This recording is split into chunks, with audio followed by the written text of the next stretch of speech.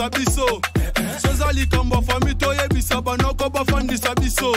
Le bozala na musicien.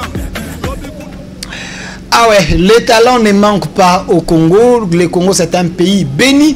N'a pas potentialité nango et belé. Voilà pourquoi nous, dans le cadre il y a Podium du Peuple, tu continueras toujours dans Robeta Masolo. Après cette très belle transition, je suis là avec le frère Jonathan. Oyo Bosepela naming une émission Podium du Peuple parce que ah Tobeta Masolo oyo concernera peuple. Peuple pas qu'en église, peuple pas escroquer une église, peuple pas pambola une église. Yango toza ko beta awa il y a si c'est 2 ou 3 émissions to ça na frère Jonathan to solo ina ibozake belé ko benga bosepela bangamba lobi misusu be ko contredire. C'est ça, nous sommes dans un pays laïque. Frère Jonathan Mbotenaï. Mode papa journaliste. Je rappelle qu'aux alliés de l'Assemblée de Kisantou, vous croyez en Jésus-Christ, ouais. Mais vous estimez que TIP bana nzambe balukuta mingi. Et alors vous voulez avec la Bible le roi chrétien béret au kokanako fongola peut faire comprendre de bana nzambe ni nous ezali boussole ni nous ezali nzela. Lelo lobi eteto kanako sola sur un thème important au lobby la création. Ni nous faire comprendre na bana nzambe sur la création.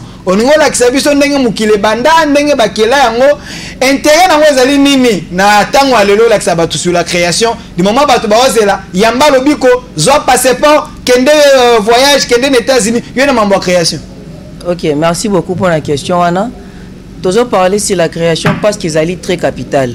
Au comment même notre Seigneur Jésus-Christ message na liboso tuna baninga la matea na liboso o ya tea kina mokili ezala qui concernant la création. On a bande ko ba ko ouvrir dans livre Matthieu 13 verset 35 on mona que Yesu message na liboso tea qui sur la création. Ya on a sepela qui les loto mais quand un peu ko partager ba mystère ezali caché na makambo etali création. Au comment on a même na kata ba écriture au comment on attend bazo parler sur la création de ko définir en comme étant ezali ko benga en existence et loko ezali ko exister té yango ba benga en création parce que bato bazumo na création bato mingi ba se limiter aka na Genèse 1er verset 1er basuka aka wana alors on a sepela kitoko ta vraiment na kata mozindo poto meka ko comprendre ba mystère wana ya création. OK, ce qui to koti na kata profondeur au mona que la création ezali divisée en 3 étapes.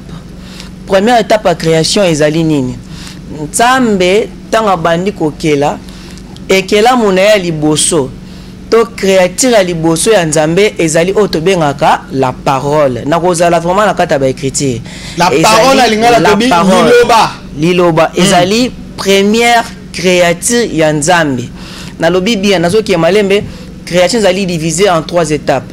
Première étape tobi nzambe na liboso avant que la bikela munyoso akela kinanu liloba yango tokomeka ko interpréter passage oyo ezali kosala moi pasi mingi lelo na mito ya bato ebele livre ya Jean 1er verset 1er bande konanda ko bakozwa batanga vérifier à la maison c'est important bakotanga ka passage oyo balobi au commencement de toutes choses la parole existait déjà, celui qui est la parole était avec Dieu et il était Dieu. Na deuxième verset balobi boé na deuxième verset balobi il était avec Dieu au commencement. Nena ba lui second bande ko basa na ba me ko vefu ba mo balobi ne bande lezaki liloba azalaki na nzambe pe liloba azalaki nzambe.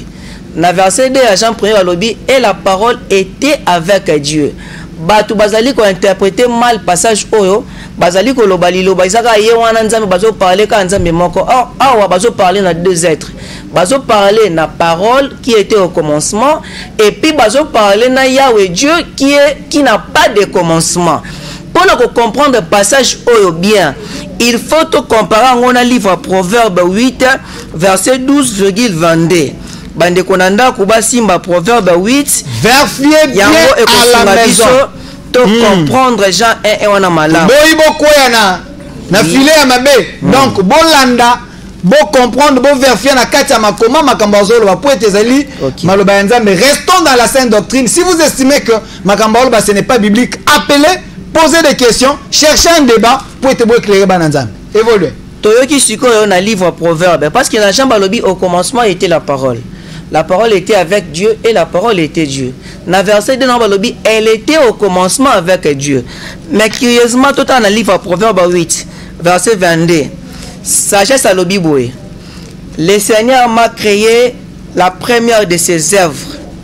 avant ses œuvres les plus anciennes. Avant toutes choses, j'ai été établi depuis l'éternité, avant que le monde existe, dès le commencement. Donc, on a Proverbe 8 p sagesse à l'obiboé. Nzambe akelingai ekela mwa liboso avant bikela munae yakala. Dès le commencement. Donc Nzambe a créé ngai dès le commencement. Oezali sagesse ndazali koloba on a Proverbe 8. Alobi Nzambe a créé ekela mu ya liboso avant bikela mu nyonso. Abanda ko exister dès le commencement avant l'éternité déjà Nzambe akela ki. Or dans le livre Jean 1:1, baebisi biso boye. Au commencement Nzambe azalaki na nani na parole. Tandis que na proverbe awa bazotalisa biso nini sagesse alobi boye. Yende mutazalaki na Nzambe ne bandeli Nzambe a créé avant l'éternité. Siko question bimi boye. Entre la sagesse et la parole, qui était au commencement avec Dieu? C'est ça le problème. Au comment on était déjà boulou et que na mitu abat. Or dans la révélation comment on a que la sagesse et la parole ezali différentes. Ezali eloko moko. Yango mona bande ko ba vérifier dans le livre 1 Corinthiens 2 verset 6 Paul alobi nous prêchons la sagesse de Dieu mystérieuse et cachée. Donc la sagesse que Paul prêchait c'est ça la parole. Yango na lobi boye.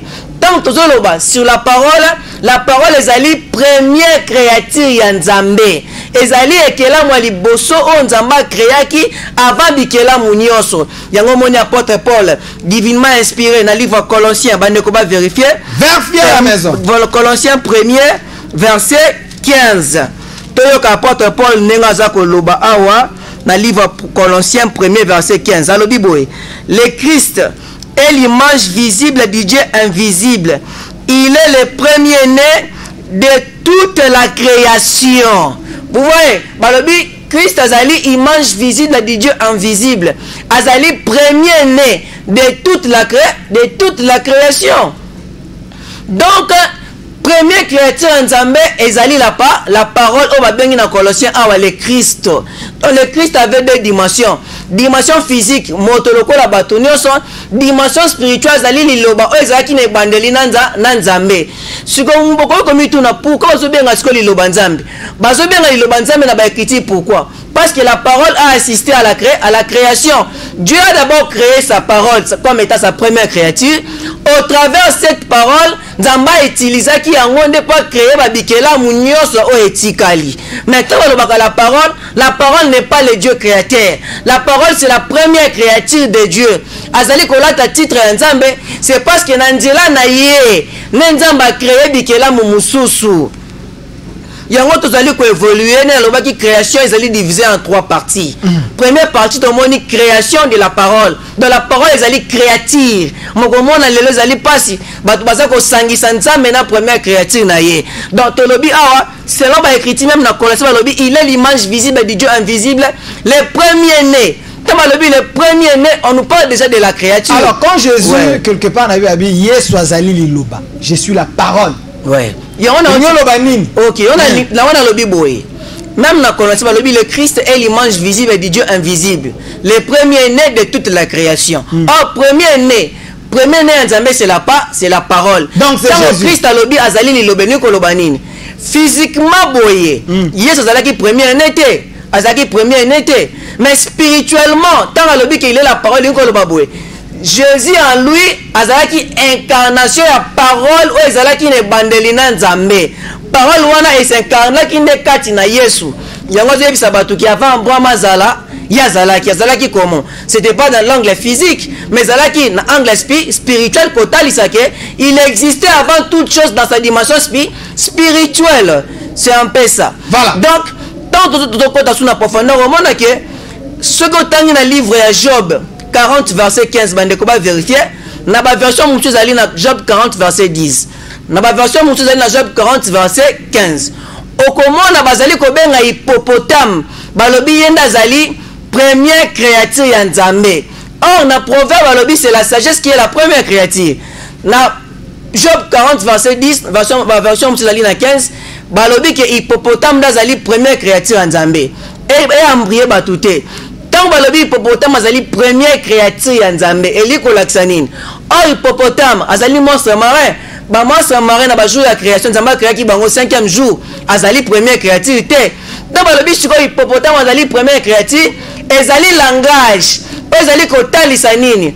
La parole de Dieu ezali moko. Mais cette parole ezali subdivisée en deux. Il y a la bonne parole qui est représentée par Jésus-Christ. Et puis il y a la mauvaise parole qui est représentée par le diable.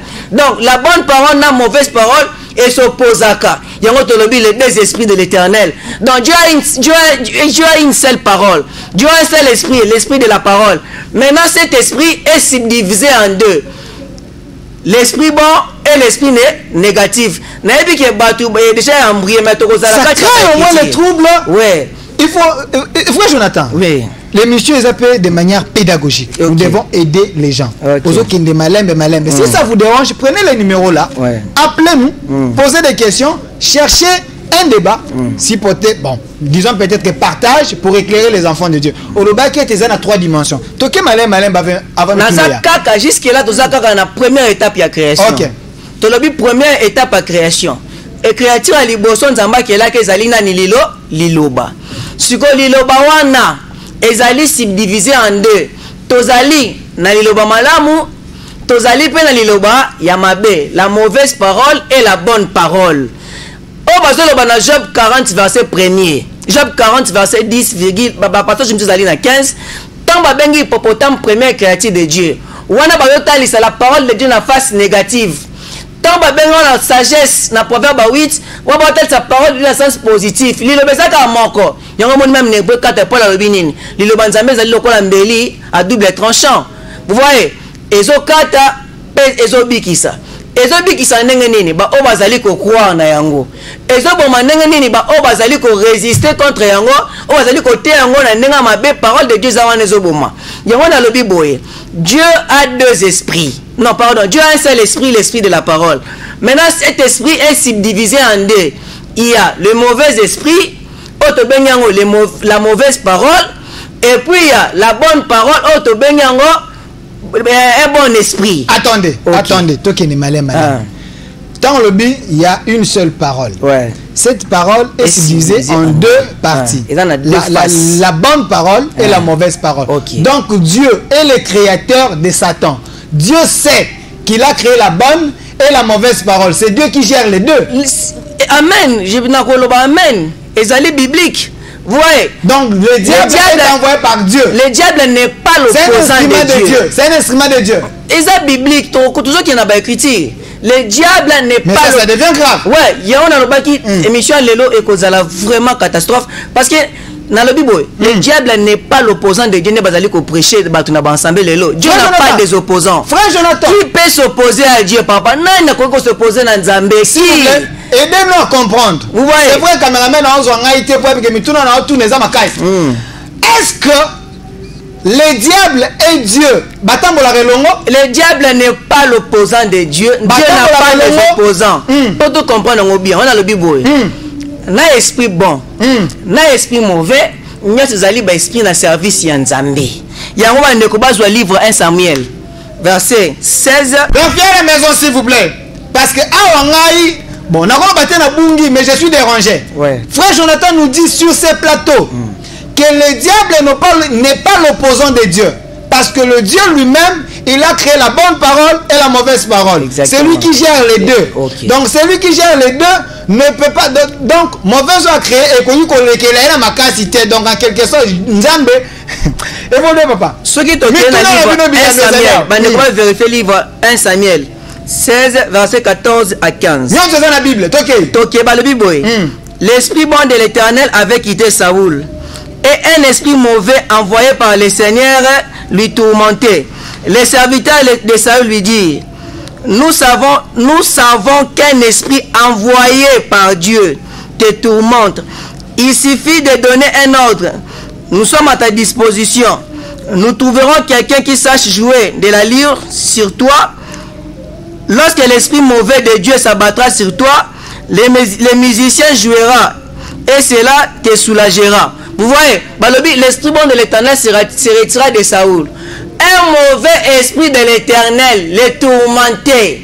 Ici, on nous parle de deux esprits. L'esprit bon qui s'est retiré, Saoul fut tourmenté par les mauvais esprits envoyés par l'Éternel. Ok. Bobunga te kondima na bino ekoya te bolenda boza kwa ba chrétien be bo vérifier na Bible mambo beza lukuta to za solo et cette expérience na yeto te dans le verset dont tu l'as donné 1 Samuel 16 atangi alobi ete l'esprit mauvais de l'Éternel. Ouais. Donc nzambe nda tindi molimo wana ya mabe et tourmenté Saoul. Ok. Donc Dieu négocie avec le mauvais esprit. Malgré bazaba milimo na ye, Dieu peut envoyer le bon, Dieu peut envoyer le mauvais. Donc le diable est innocent. Dieu est souverain. Dieu azali ko contrôler nyonso et le ko moko te échapper na contrôle na ye. Mokili mobima, toutes les créatures sont à lui. Yena géraka nyonso. Mutapesa kayaba ordre azali te, c'est lui ye moko nda komanda makambo nyonso. Ezala dans le mauvais, ezala dans le bon, ye moko nda azali créateur pe mokonzi na nyonso. Donc maman anda biso miluma bezo tungisa e. Pasteur anda biso miluma bezo tungisa e. Il peut aussi croire que milima wana est envoyé par Dieu parce que nzamba tineli Saoul miluma be. Mais dans la Bible tout en annonce dans la Lamentation 3 verset 37 à 38. OK. Balobi qui d'un seul mot peut provoquer l'événement. N'est-ce pas le Seigneur qui décide? C'est par la bouche du Très-Haut que viennent le malheur et le bonheur. Lamentation 3 verset 37 à 38. Babi Balobi boy, qui peut d'un seul mot provoquer l'événement. N'est-ce pas que c'est le Seigneur qui décide?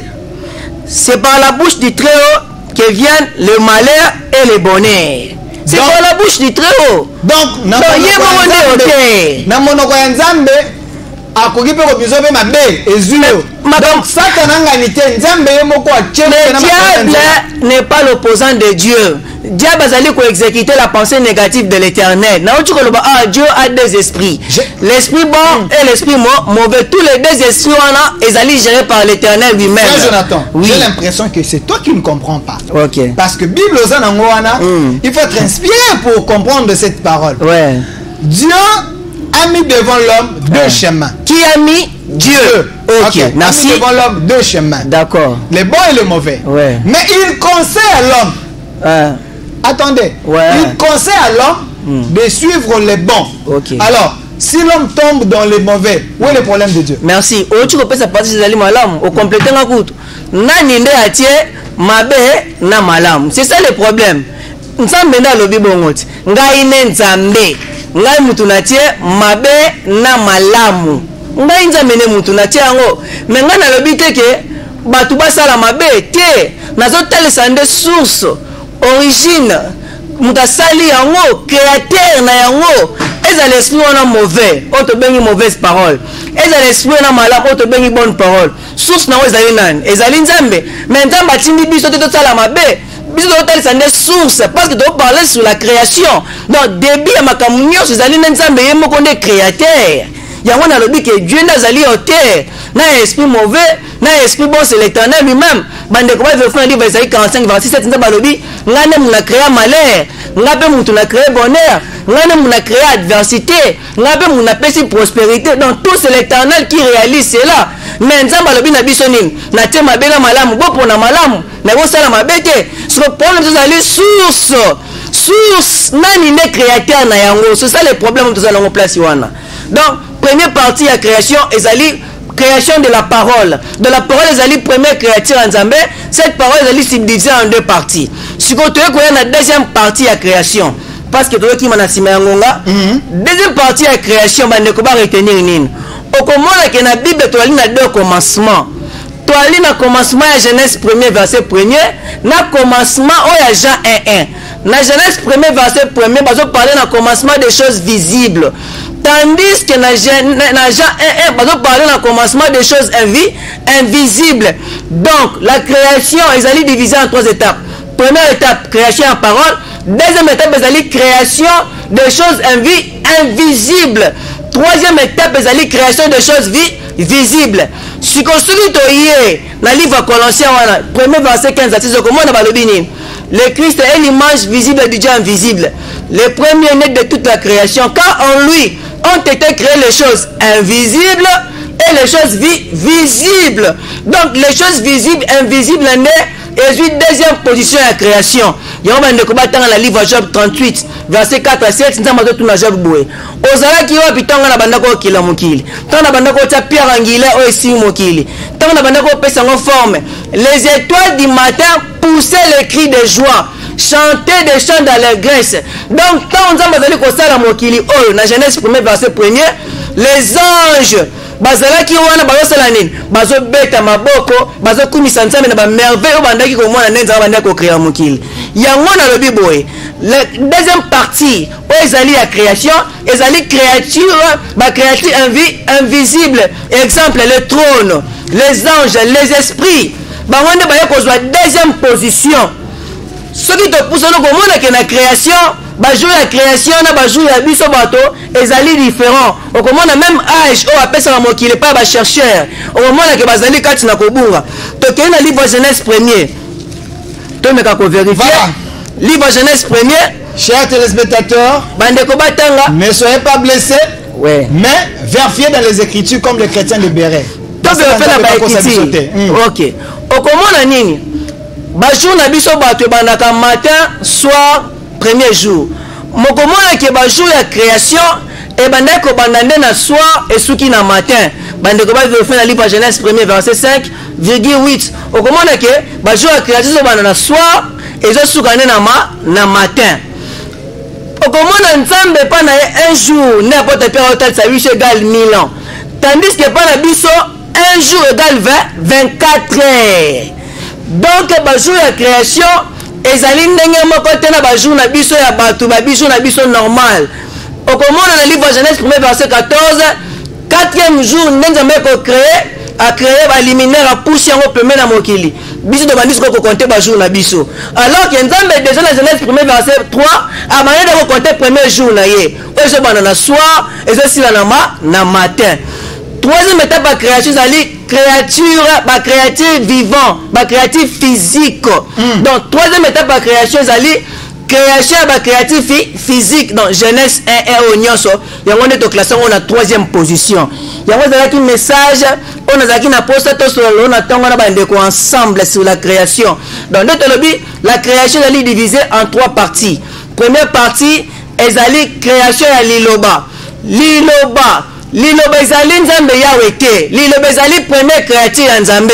Na yebi ke kosala ba réaction bele batu ba ko réagir oui, mais batu fo ba yeba yango liloba ezali premier créature ya nzambe. Liloba ezali kela mwa liboso, nzambe ba kela yete. Nzambe azali na bandelité, nzambe azali na suka te. Ezali na pasteur moko ta ko yebisanga ay bandela nzambe, to nzambe uta pasali te. Dieu est tellement mystérieux, Dieu est tellement grand. Biso bana na ye il faut te témoigner ye. Nzambe azali créature te, nzambe azali ne créateur, tandis que liloba ezali première créature ya nzambe. Bandeko batuni na mitema pona ni babengi liloba nzambe na répondaki yango na loba bengi liloba nzambe, c'est parce que nzambe utilisaki ye na création na nzela na ye na nzambe akeli ba créature visible na ba créature invisible. Merci. Il nous reste 5 minutes avec vous, frère Jonathan. Répondre na mituna ya bandeko. Okay. Otoloba eloko moko awa. Olobiete, le diable n'est pas l'adversaire de Dieu. Le diable plutôt, c'est un exécutant de la part de Dieu. Donc, bato ngisa diable était. Ce qui bato faut pas se référer source ya diable zali nzambe. Pour ene mutwa kelaye, ye mutwa tie pembeni pour atinga kae. Vous nous avez donné un verset ici que Dieu lui-même a envoyé le mauvais esprit pour aller déranger un roi. Donc nzambe maman ozotungisama, papa ozotungisama. Obenga ba démon tongo me dit pourquoi. Il doit aussi comprendre que ba démon wana ekoza nzambe mutatindeli. C'est ça, c'est que vous voulez dire. Te na lobi boy. Na lobi boy bande ko bala na très bien. Nzambe nde azali auteur na ya mabe na ya malamu.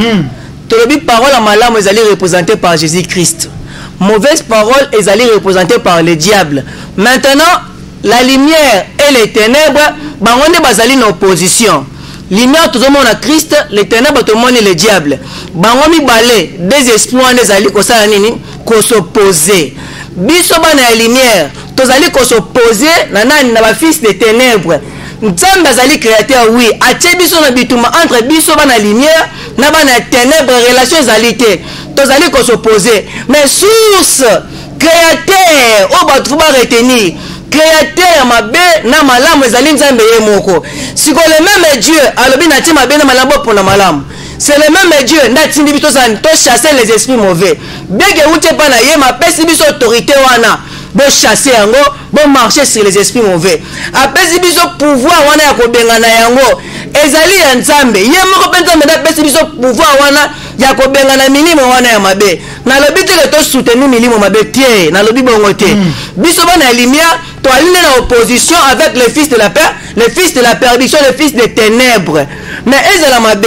Ezala malamu, c'est créé par l'Éternel lui-même. Mais le combat est permanent. Comme ils allaient chaque jour. Tu as une lutte avec les esprits mauvais. Mais en Paul Alobon, tu as dit contre le chair et le sang. Mais tu as dit contre les princes de ce monde. Si le diable c'est les princes, maintenant qui est le roi? Vous voyez, donc on a zolo baké. Tu as dit, na face A, na face B. La face A, tout le monde a bonté dans le Christ, le sali. La face B de l'éternel, tout le monde a frappe. Tout le monde a destruction, c'est le diable. Donc il est là pour accomplir la mission négative de l'éternel. C'est toujours Dieu, mais la face B naïe. Dieu a des faces. Naïbite n'a rencontré ma comme Dieu a des faces. Merci. Naïbite, ma message côté belé siliki. Mais c'est juste l'émission. Nous avons le devoir de vous enseigner. Il y a Pessi par la vérité naïe. Si vous voulez un débat, il est là. Un numéro de contact. Pour na bandeko bana pour ça batang so loba pour être aux ana no lenge babite one expérience te il faut que la soit belé na ba pe ba sepeli ba be ngona ngoni. OK, merci. Toza na plateau autolekana muta hotel melango. Yo moko comprendre. Vous êtes prêt pour un débat? Oui, je suis là. Yo moko comprendre que vérité ata ba étouffer en érotika la vérité. Pour nous contacter biso numéro ezali plus 243 82 39 20 360 plus 243 82 39 20 360. Directement. Merci frère Jonathan, la passage dans l'émission au podium du peuple. C'est vrai, vous êtes de l'Assemblée de Kisantou. Merci d'avoir répondu à notre invitation. Merci. Voilà, merci aussi à vous fidèles téléspectateurs. Nous continuons le programme.